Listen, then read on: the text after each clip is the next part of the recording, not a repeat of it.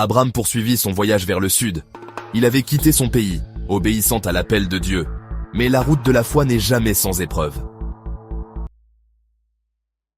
Une grande famine survint dans le pays. Abram descendit alors en Égypte pour y séjourner. Face au manque, la foi d'Abram est testée.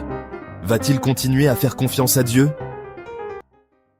Face à l'inconnu en Égypte, la peur s'empare d'Abram. Craignant pour sa vie, il demande à Saraï de dire qu'elle est sa sœur. Il choisit la peur plutôt que la confiance.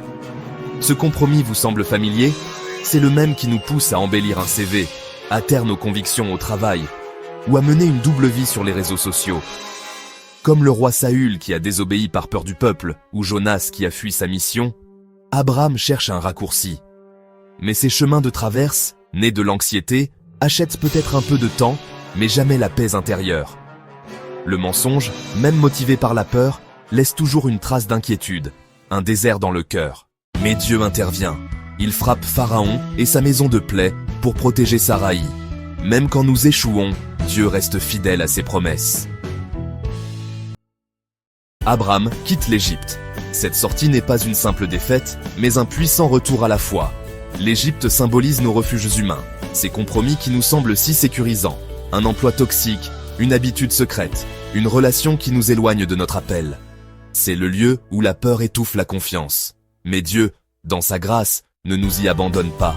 Il nous appelle à sortir de toute Égypte spirituelle pour retrouver le chemin de la confiance.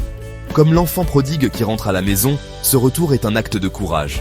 Il s'agit de débrancher, de chercher de l'aide, de reconstruire nos autels personnels par la prière et la communauté, pour enfin marcher à nouveau vers la terre promise. Dieu rachète le temps perdu et réaligne nos pas sur sa volonté. Le parcours d'Abraham nous le rappelle. La foi n'est pas une performance parfaite. C'est une direction, un retour constant vers Dieu, même après nos détours et nos compromis. Comme Abraham, nous pouvons trébucher, mais l'essentiel est de se relever et de reprendre la route avec lui.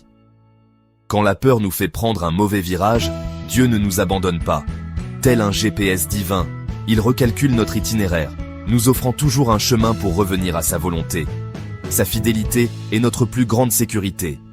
Alors, la question se pose à chacun de nous. Quel est le Égypte que tu dois quitter cette semaine? Un travail toxique? Une habitude secrète? Une peur qui te paralyse? Partage-le en commentaire. Et où as-tu vu Dieu te rerouter récemment? Ton témoignage peut encourager quelqu'un d'autre. Dieu reste fidèle, faisons-lui confiance. Aimez cette vidéo, partagez-la et abonnez-vous pour ne rien manquer.